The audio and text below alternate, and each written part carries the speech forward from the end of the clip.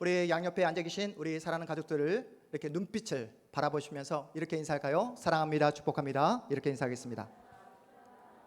네. 감사합니다. 여러분, 지금 다윗이 어떤 상황입니까? 도망치는 상황입니다. 지금 정신이 반쯤 나간 상태예요. 전혀 예상치 못한 압살롬 반란으로 인해 말 그대로 혼비백산이 되어 도망치고 있는 상황입니다. 얼마나 상황이 긴박했으면 맨발로 예루살렘 성을 도망쳐 나왔겠습니까?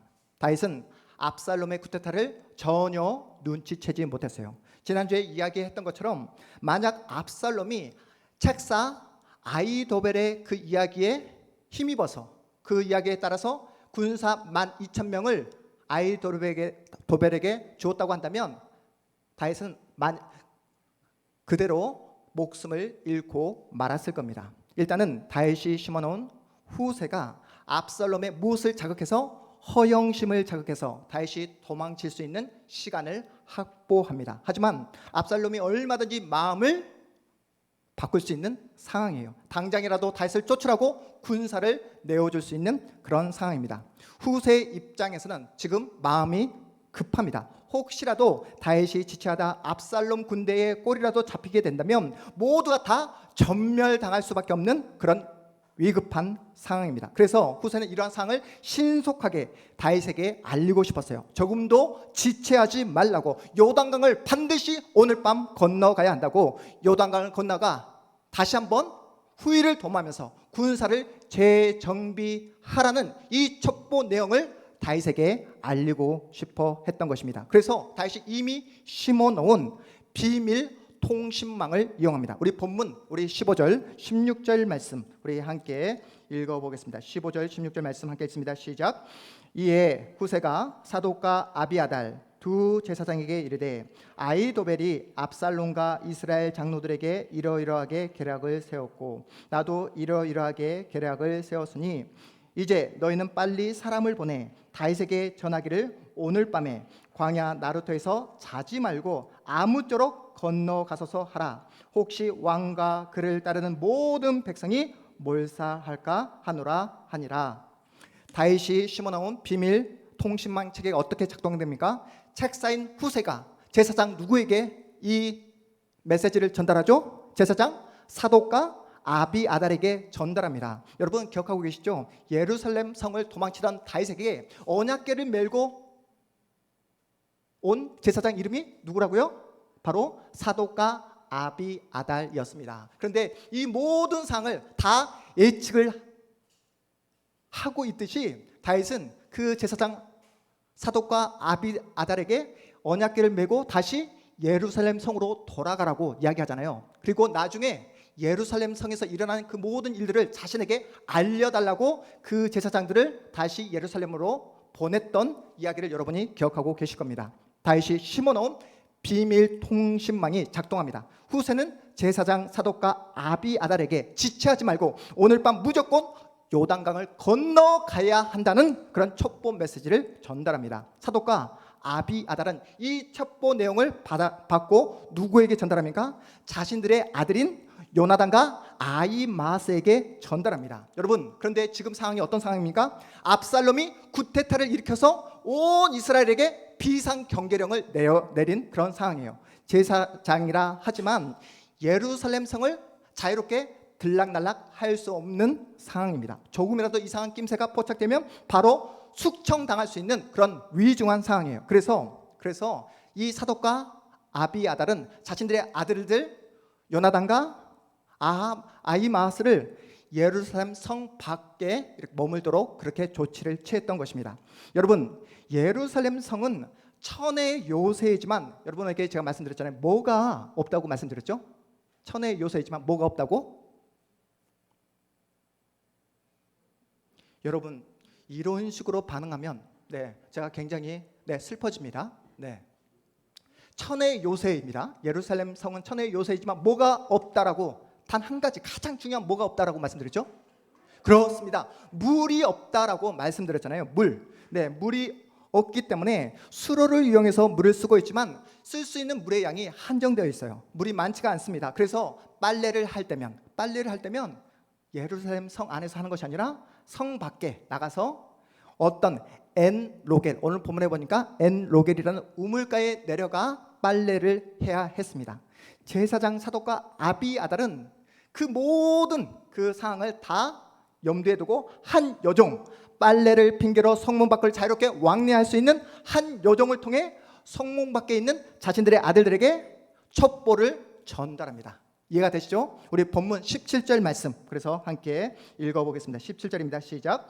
그때에 요나단과 아히마아스가 사람이 볼까 두려워하여 감히 성에 들어가지 못하고 엔로겔가에 머물고 어떤 여종은 그들에게 나와서 말하고 그들은 가서 다윗 왕에게 알리더니 후세가 전한 첩보가 한 여종을 통해 사독과 아비아달의 아들인 요나단과 아히마아스에게 전달되는 그런 장면입니다. 그런데 첩보 전달 체계에 문제가 발생합니다. 어떤 문제가 발생하죠? 바로 압살롬의 부하에게 첩보 전달 현장이 포착당하게 됩니다. 발각되게 돼요. 우리 본문 18절 말씀도 함께 읽어봅니다. 18절입니다. 시작.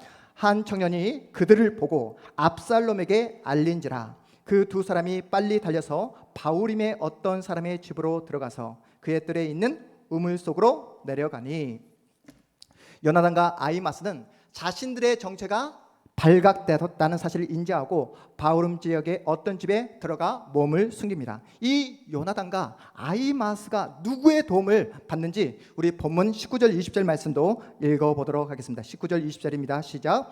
그 집 여인이 덮을 것을 가져다가 우물 아기를 덮고 찍은 고식을 그 위에 널매 전혀 알지 못하더라. 압살롬의 종들이 그 집에 와서 여인에게 묻되 아히마아스와 요나단이 어디 있느냐 하니 여인이 그들에게 이르되 그들이 시내를 건너가더라 하니 그들이 찾아도 만나지 못하고 예루살렘으로 돌아가니라.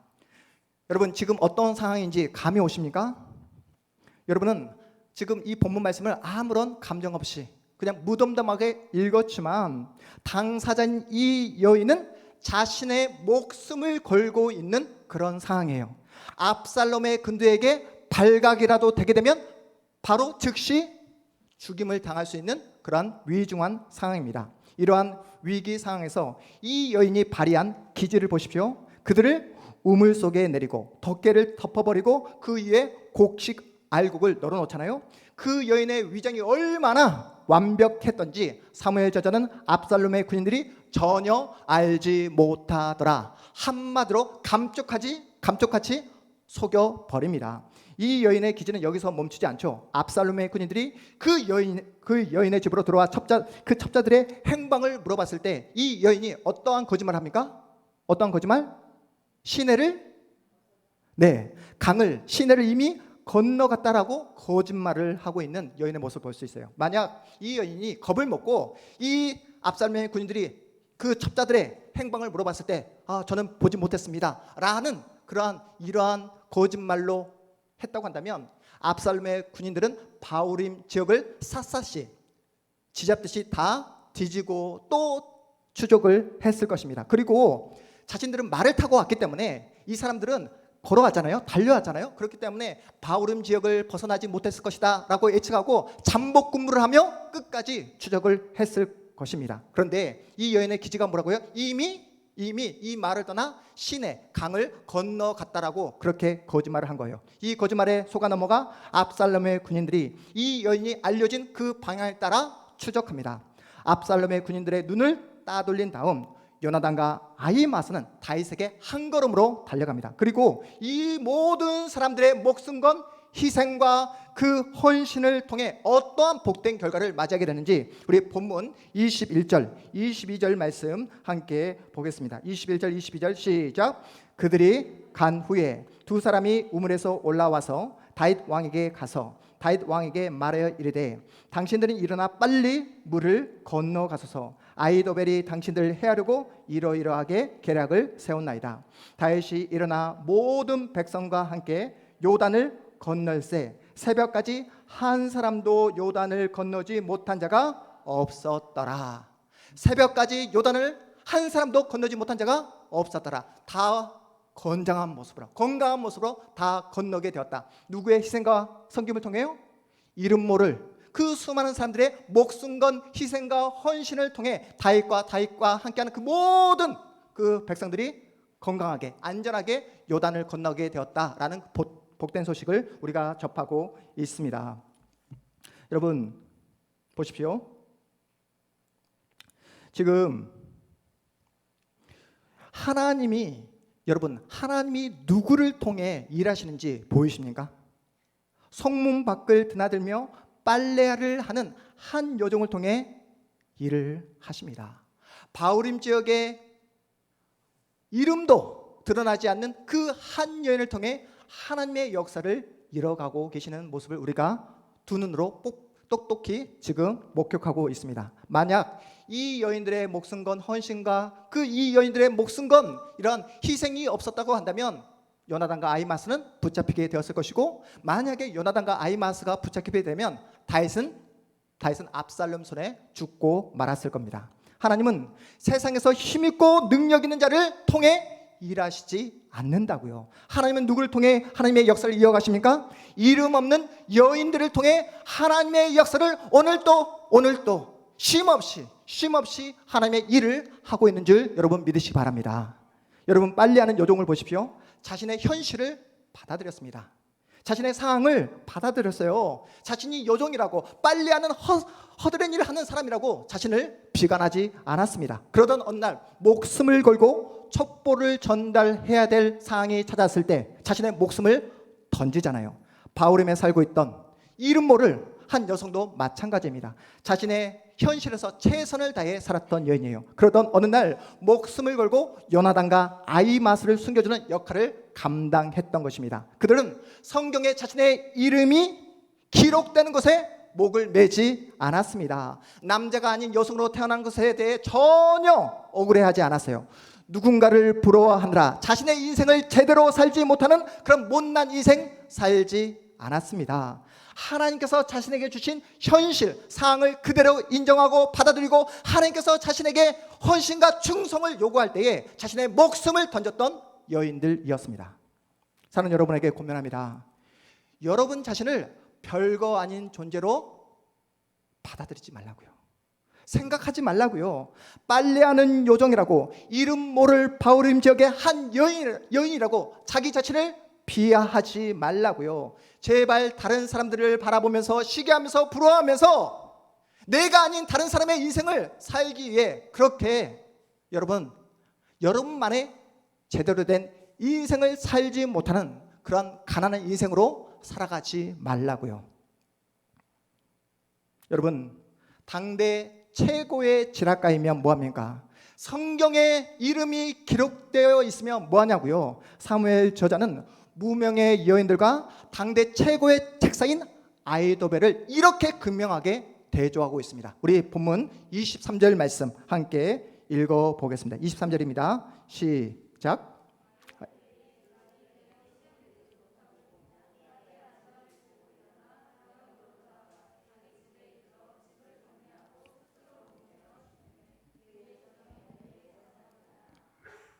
여러분, 아이도벨이 누구라고요? 당대 최고의 책사입니다. 지략가입니다. 아이도벨은 자신의 책략이 실행되지 않자 스스로 죽음을 선택해 버립니다. 그렇다면 아이도벨이 스스로 목숨을 끊어버린 이유가 무엇일까요? 이인자인 후세에게 밀렸다는 그런 수치심 때문에, 부끄러움 때문에, 창피함 때문에 자기 스스로 목숨을 끊었을까요? 자존심에 큰 상처를 입었다 생각해서, 도저히 살아갈 수 없다 생각해서 스스로 목숨을 끊어버린 것일까요? 여러분 어떻게 생각하십니까? 아이도벨은 당대의 최고의 책사라는 사실을 여러분 기억하시면서 여러분 왜 스스로 아이도벨이 목숨을 끊었는지 생각해 보십시오. 왜 그렇다고요?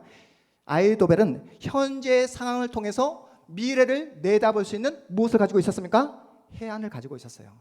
해안을 가지고 있었습니다. 압살롬이 자신의 책략이 아니라 후세의 책략을 선택했을 때 이미 아이도벨은 알고 있었어요.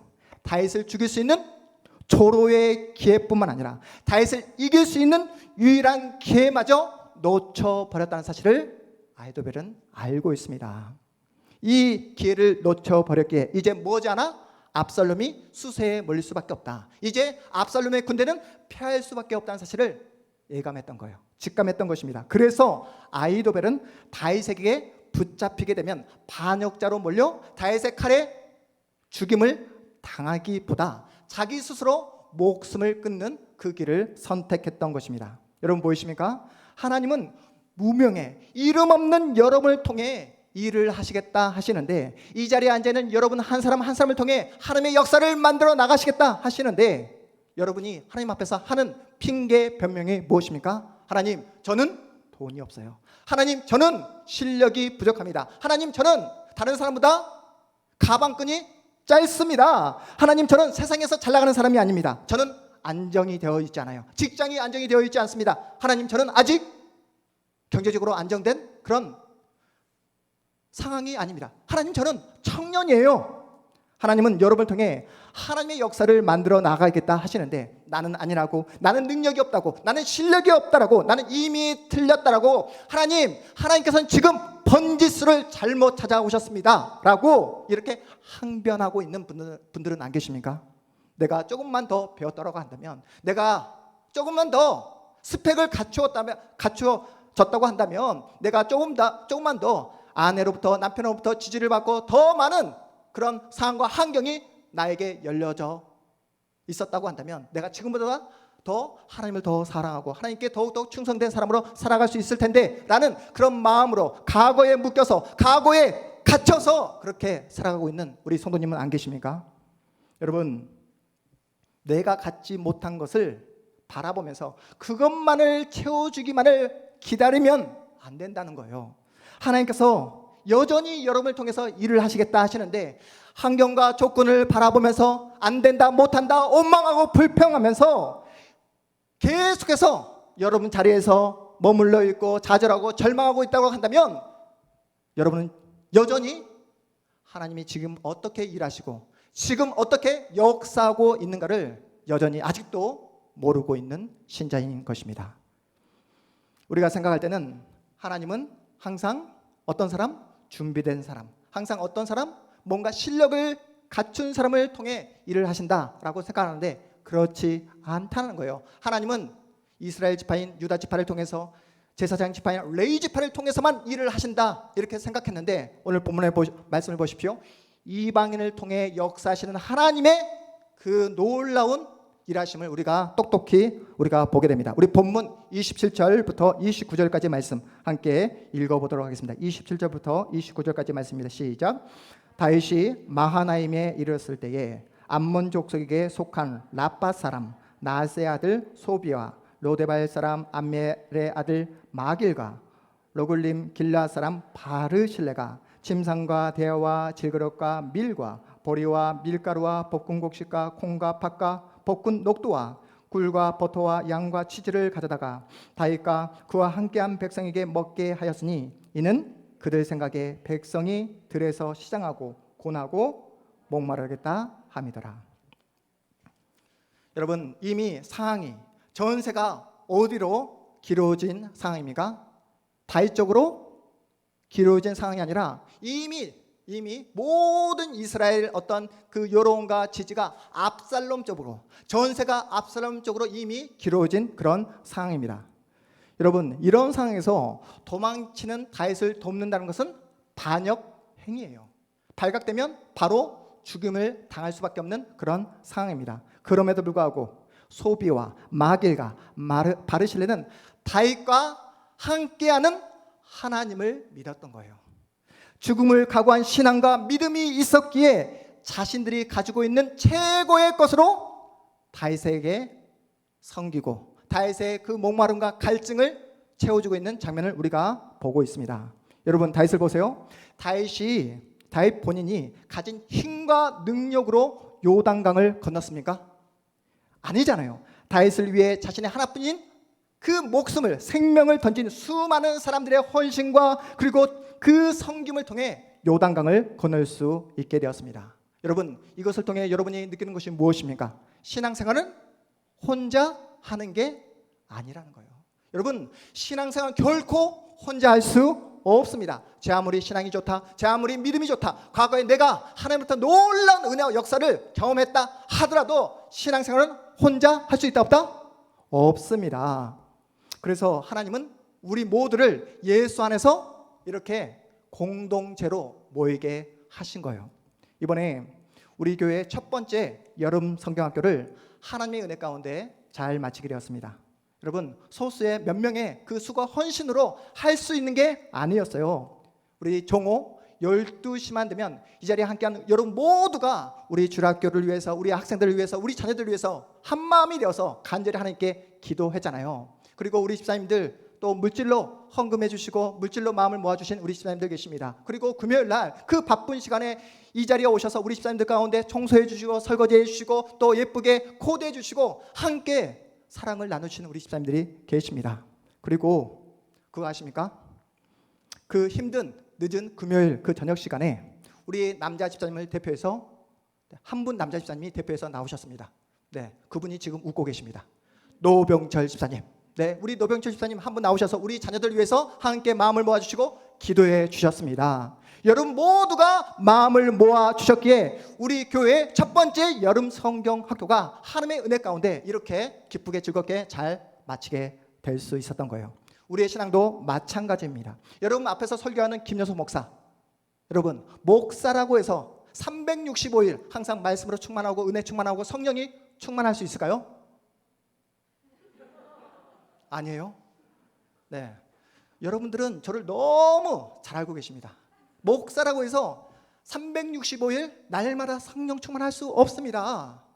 넘어질 때 있고 쓰러질 때 있고 마음 가운데 한없이 마음이 추락할 때가 있습니다. 영적인 침체 경험할 때 있습니다. 영적인 슬럼프 경험할 때 있습니다. 그때 그 순간 여러분 제가 목사라고 해서 제 스스로의 힘과 능력으로 일어설 수 있을까요? 그 슬럼프에서 빠져나올 수 있을까요? 누가 필요합니까? 바로 여러분의 기도가, 여러분의 사랑이, 여러분의 기다려줌이 필요하다는 거예요. 지금까지 여러분 제가 말씀드렸잖아요. 내가 왜 개척을 했는지 모르겠다고. 네.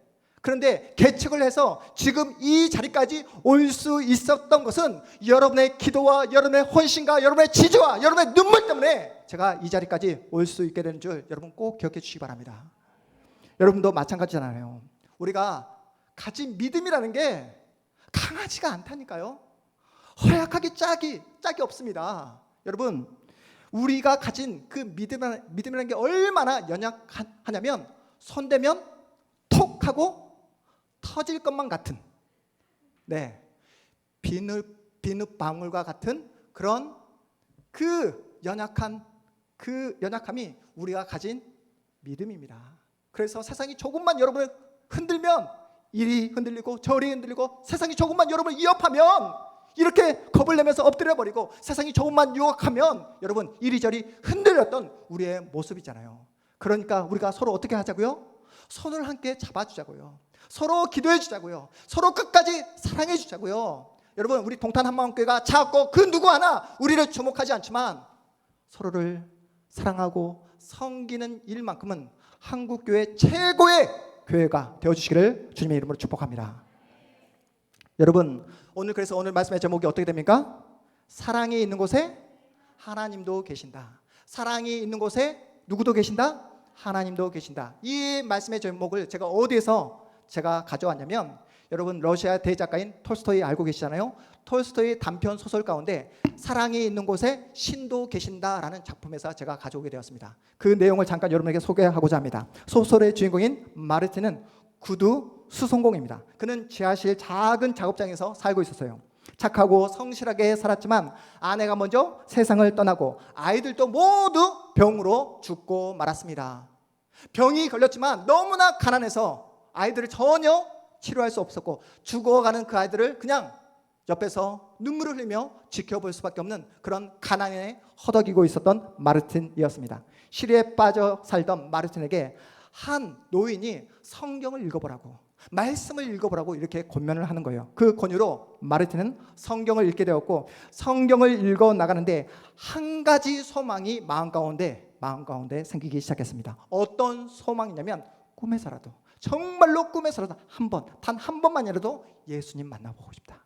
예수님의 음성 들어보고 싶다라는 그런 소망을 갖게 됩니다. 그러던 어느 날 꿈속에서 하나의 음성을 듣게 돼요. 마르틴, 마르틴, 내가 내일 너를 만나러 갈게. 마르틴, 내가 내일 너를 만나러 갈게 라는 그 음성을 꿈속에서 듣게 됩니다. 아침 일찍 일어나 작은 지하실 작업장에 나가서 창밖을 바라보는 거예요. 언제쯤 우리 예수님 나를 찾아올까? 언제쯤 예수님의 그 모습을 내가 볼 수 있을까라는 기대감으로 창밖을 바라봅니다. 그때 추운 새벽 여명에 창문 밖에 한 여인이 보였습니다. 늙은 노인 스테파니치가 추위에 떨고 있는 모습을 보게 된 거예요. 마르틴은 그 노인을 곧장 자신의 그 작은 지하실 작업장에 모시고 와서 난로에서 몸을 녹이게 하고 차를 주면서 그 노인에게 따뜻함을 선사해 줍니다. 그런 다음 그 노인을 다시 돌려보냅니다. 그 다음에 갓난아이를 안고 있는 젊은 여인을 보게 돼요. 그런데 너무나 추운 겨울날 옷이 너무나 남루한 거예요. 그 옷이 너무나 얇은 거예요. 그래서 그 여인을 자신의 작업장으로 데려와서 수프와 차를 대접하고 몸을 녹인 다음에 그 여인의 그 지금까지 살아왔던 그 사연을 들어보니까 너무나 가슴이 아픈 거예요. 그래서 지금까지 자신의 아내 그 아껴왔던 소품 중에 자신의 아내의 외투를 그 여인에게 건네주고 전날에 벌었던 그 모든 구두수선비를 다 그 여인의 손에 쥐어서 돌려보냅니다. 그 다음엔 여자가 가고 언제쯤 예수님이 다시 오시려나 라는 그런 기대를 가지고 기다리고 있는데 창문 밖을 보니까 어떤 아이가 사과 파는 할머니의 그 사과 바구니에서 사과를 훔쳐서 도망가다가 그만 그 할머니에게 덥석 이렇게 붙잡히는 장면을 목격하게 됩니다. 이 할머니는 이 아이를 향해서 요구를 하면서 경찰서로 끌고 가는 그 모습을 목격하게 돼요. 곧장 마르틴은 밖으로 나가서 그 할머니에게 그 사과값을 지불하고 이 아이는 할머니에게 용서를 구하고 그 할머니는 그 아이의 용서를 받아준 다음에 함께 웃으면서 짐을 들어주면서 함께 떠나는 모습을 보게 됩니다. 그렇게 긴 하루를 보냈지만 마르틴은 예수님을 만날 수가 없었어요. 만나지 못했습니다. 그런데 그날 밤 이런 작은 음성이 자기의 마음 가운데 들려옵니다. 마르틴, 너는 나를 알아보지 못했지. 마르틴, 너는 오늘 나를 알아보지 못했지. 오늘 내가 여러 번 너를 찾아갔는데. 그런데 마르틴, 나를 따뜻하게 맞아줘서 너무 고맙다. 그리고 그 꿈속에서 속삭이는 음성은 노인 스테파니치가 되었다가 사라지고 또 갓난아이를 아는 그 젊은 여자로 이렇게 모습이 변했다가 사라지고 또 마지막에는 그 사과 파는 할머니 어린아이의 모습이 자신의 머릿속에 이렇게 보였다가 사라지게 됩니다. 그리고 다시 이러한 음성이 들립니다. 마르틴, 그게 바로 나였어. 마르틴, 그게 바로 나였어. 꿈에서 그 음성을 듣고 난 후 마르틴은 바로 침상에서 일어나 성경을 펼칩니다. 마르틴이 펼친 성경의 말씀이 어떤 말씀인지 우리 함께 찾아가 보도록 하겠습니다. 우리 마태복음 우리 25장 우리 25장 31절에서 40절까지의 말씀 함께 보겠습니다. 마태복음 25장 31절에서 40절까지의 말씀 함께 읽습니다. 신약성경 43면에 있습니다. 시작. 인자가 자기 영광으로 모든 천사와 함께 올 때 자기 영광의 보좌 앞에 앉으리니 목자와 양과 염소를 구분한 것 같이 하여 양은 그 오른편에 염소는 왼편에 두리라. 그때에 임금이 그 오른편에 있는 자들에게 이르시되 내 아버지께 복받을 자들이여 나와 창세로부터 너희를 위하여 예비된 나라를 상속받으라. 내가 줄일 때에 너희가 먹을 것을 주었고 목마를 때에 마시게 하였고 나그네 되었을 때에 영접하였고 헐벗을 때에 옷을 입혔고 병들었을 때에 돌보았고 옥에 갇혔을 때에 와서 보았느니라. 이에 의인들이 대답하여 이르되 주여 우리가 어느 때에 주께서 줄이신 것을 보고 음식을 대접하였으며 목마르신 것을 보고 마시게 하였나이까. 어느 때에 나그네 되신 것을 보고 영접하였으며 헐벗으신 것을 보고 옷 입혔나이까. 어느 때에 병드신 것이나 옥에 갇히신 것을 보고 가서 배웠나이까 하리니 임금이 대답하여 이르시되 내가 진실로 너희에게 이르노니 너희가 여기 내 형제 중에 지극히 작은 자 하나에게 한 것이 곧 내게 한 것이니라 하시고 아멘. 마르틴의 마음을 확 사로잡은 말씀이 바로 40절 말씀이었습니다. 내가 진실로 너희에게 이르노니 너희가 여기 내 형제 중에 지극히 작은 자 하나에게 한 것이 곧 내게 한 것이니라. 여러분, 우리 교회 안에도 지극히 작은 자가 있습니다. 여러분, 아니 이 자리에 앉아있는 여러분 모두가 하나님 앞에서 지극히 작은 자들이라는 사실을 꼭 기억하시기 바랍니다. 그래서 여러분, 우리 모두가 하나님 앞에서 너무나 지극히 작은 자들이기에 우리에게는 서로의 무엇이 필요합니까? 사랑이 필요하다는 거예요. 서로의 기도가 필요한 것입니다. 우리 모두가 너무나 연약하고 지극히 작은 자들이기에 여러분, 서로의 사랑과 섬김과 격려와 위로가 없으면 우리는 진리의 길, 생명의 길, 믿음의 길을 함께 걸어갈 수가 없습니다. 여러분, 우리 동탄 한마음교회가 이곳에 세워진 이유가 무엇입니까? 하나님께서 이곳에 수많은 교회가 있음에도 불구하고 이 자리 가운데 하나님의 피값으로 세우신 주님의 몸된 교회를 세운 이유가 무엇입니까? 뭐 하라고요? 우리 교회를 더욱더 이름을 알리고 이 동탄 땅의 가장 큰 교회로 세우라고요?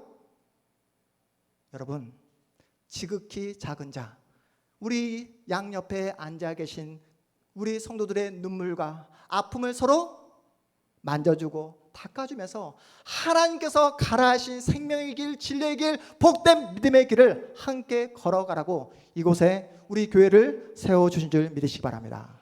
여러분, 우리가 사랑해야 되잖아요. 서로 격려하고 기도해 줘야 되잖아요.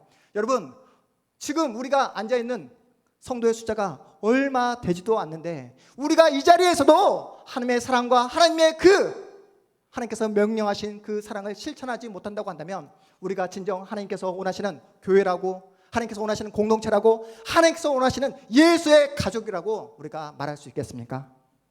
완벽해야 사랑할 수 있다고요? 흠이 없어야 여러분 그 사람을 사랑할 수 있다고요? 여러분, 다윗을 위해 목숨을 건 이 여인들의 모습을 보십시오. 다윗을 위해 자신의 하나뿐인 그 생명을 건 여러분 소비아, 마길과 바르시델을 보십시오. 다윗이 지은 범죄를 몰랐을까요? 다 알고 있었습니다. 다윗의 연약함, 다윗의 그 부족함, 그 모든 그 인간의 한계를 다 알고 있음에도 불구하고 다윗이 믿고 있는 하나님을 믿었던 거예요. 다윗과 함께하는 그 하나님을 신뢰했던 것입니다. 그래서 그들은 다윗 편을 들었고 끝까지 다윗과 함께했던 것입니다. 우리들 가운데 흠이 없는 사람이 누가 있습니까? 우리들 가운데 완벽한 사람이 누가 있습니까? 아무도 없습니다. 다 흠이 있고 연약하고 부족함이 있습니다.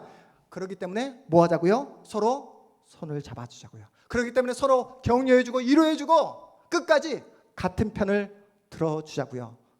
우리 가운데 더 이상 비판이나 정죄나 지적질은 있을 수 없습니다. 끝까지 참아주고 기다려주고 용서해주고 용납해주는 그런 하나님께서 원하시는 복된 공동체가 우리 동탄 한마음교회 공동체가 되기를 주님의 이름으로 축복합니다. 이번 여름 성경학교를 준비하면서 제가 하나님께 기도했던 기도 제목 가운데 어떤 기도 제목이 있었냐면 우리 주일학교 자녀들이, 학생들이 살아계신 하나님을 만나는 귀한 시간이 되게 해달라고 간절히 기도했습니다. 그리고 하나님과 친해지는 그러한 시간이 되게 해달라고 기도했어요. 그리고 우리 주일학교 학생들이 서로 친해지는 시간이 되게 하려고 하나님께 간절히 기도했습니다. 목사님은 이번에 우리 아연이랑 친해진 것 같아요. 아연아, 그렇지? 네. 아연이가 고개를 끄덕이지 않았으면 큰일 날 뻔했습니다. 네. 여러분, 저는 이렇게 이번에 우리가 첫 번째 여름 성경학교를 우리가 함께 하면서 기도하면서 함께 고생하면서 우리 성도님들과 예수 안에서 한 가족이 되어가고 있는구나라는 사실을 제가 다시 한번 새삼 제가 느끼게 되었습니다. 또 이번에 또 강원도에서 기도해 주시면서 목사님 옥수수 가져올게요 라는 우리 조은수 집사님의 이야기를 들으면서 우리가 예수 안에서 한 가족이 되어가고 있구나 라는 사실을 제가 느끼면서 얼마나 감사했는지 모릅니다. 바라기는 여러분이 하나님 앞에서 우리 여러분의 이름 다 하나님께서 기억해 주신다니까요. 성경에 기록되기를 여러분 목숨 걸지 마시고 이름 모를 전혀 성경에 나타나 있지 않지만 자신의 하나뿐인 목숨을 하나님의 나라를 위해 던졌던 이름 모를 여인들과 같이 오늘 본문에 등장하고 있는 여러분 모르셨잖아요. 소비가 누군지 알았습니까? 네, 마길이 누구인지 알았어요? 바르실레가 누구인지 알았습니까? 몰랐잖아요. 이들은 여러분이 몰라줬지만 이들은 하나님의 나라를 위해서 자신의 목숨을 던졌던 사람들입니다. 우리 모두가 여인들이 되었고 바르실레가 되어서 내 옆에 있는 지극히 작은 자, 그 다윗의 목마름, 갈증, 인생의 외로움, 공허함을 채워줄 수 있는 그리스도의 사랑으로 날마다 그들을 위하고 격려하고 사랑을 전할 수 있는 복된 하나님의 사람들이 다 되어주시기를 주님의 이름으로 축복합니다. 우리 모두 자리에서 일어나겠습니다.